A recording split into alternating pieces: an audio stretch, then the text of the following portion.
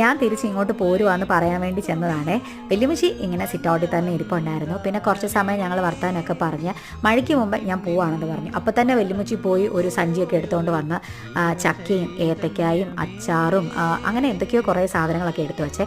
എത്ര നമ്മളിത് വേണ്ടാന്ന് പറഞ്ഞാലും വല്യമ്മച്ചി സമ്മതിക്കത്തില്ല. ഇത് നമുക്ക് എന്തായാലും തന്നു വിടും. പിന്നെന്താ, എവിടെയെങ്കിലും പോയി കഴിഞ്ഞാൽ പിന്നെ വല്യമ്മച്ചി മാങ്ങയും നാരങ്ങയും നെല്ലിക്കയും ഇതൊക്കെ വാങ്ങിക്കൊണ്ട് വരുമേ.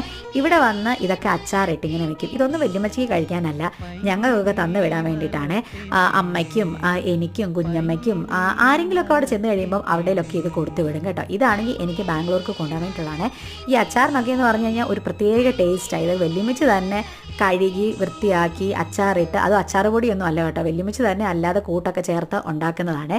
പിന്നെ ഇതിനകത്ത് വല്യമ്മച്ചിയുടെ സ്നേഹവും പ്രാർത്ഥനയും ഒക്കെ ഉണ്ട്, അതിൻ്റെ ഒരു ടേസ്റ്റും കൂടി ഇതിനുണ്ട്.